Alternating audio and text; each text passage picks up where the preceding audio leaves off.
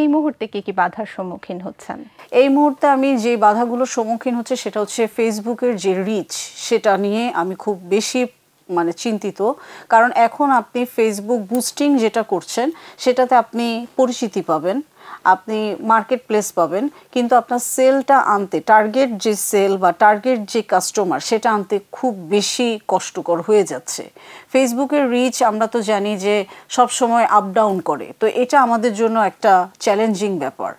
তো সেই ক্ষেত্রে আমি বলবো যে যারা উদ্যোক্তা আছেন, যারা মাত্র নতুন শুরু করছেন বা যারা অলরেডি আছেন উদ্যোগটা ধরে রাখতে চাচ্ছেন, তাদেরকে আমি বলবো যে তারা যেন অফলাইনটাও ধরেন, অনলাইনের পাশাপাশি অফলাইনটাও ধরেন।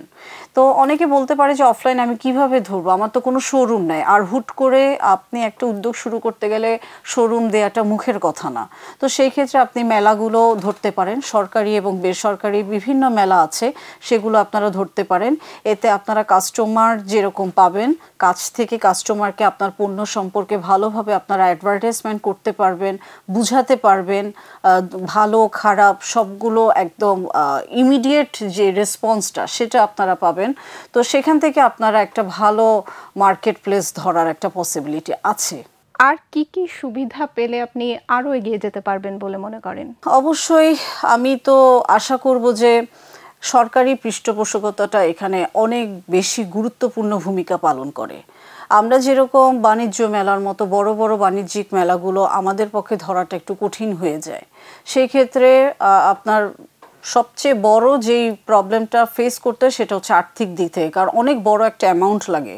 তো একটা উদ্যোক্তা বা একজন ব্যবসায়ীর অবশ্যই ইচ্ছে থাকে যে একটা বড় প্লেসে গিয়ে আমি মেলা করব বা পরিচিত হব সবার সাথে, বড় একটা জায়গায় গেলে স্বাভাবিকভাবেই আমার মার্কেট প্লেসটাও বাড়বে। তো এই জিনিসগুলো একটু যদি কনসিডার করা হয় তাহলে আমি মনে করি যে আমাদের উদ্যোক্তারা অনেক বেশি এগিয়ে যাবেন। এবং সরকারিভাবে উদ্যোক্তাদের যে মার্কেট প্লেস ধরার যে টেকনিক, বুস্টিংয়ের যে টেকনিক, এবং উদ্যোক্তা জীবনে মাত্র যে প্রবেশ করবে সেটা কিভাবে করবে, এগুলো নিয়ে যদি কিছু ট্রেনিংয়ের ব্যবস্থা করা হয় তাহলে আমার মনে হয় অনেক বেশি গুরুত্বপূর্ণ ভূমিকা রাখবে। যে ট্রেনিংগুলো কিন্তু আমি নিজেও করে এসেছি, কিন্তু আরেকটু যদি বাড়ানো হয় তাহলে খুব বেশি ভালো হয়, স্পেশালি ফটোগ্রাফির ক্ষেত্রে। যেহেতু অনলাইন ছবি দেখে দেখে আপনারা সেল করবেন, আমরা সেল করব এবং আপনারা কিনবেন, তো ফটোগ্রাফিটা খুব বেশি দরকার।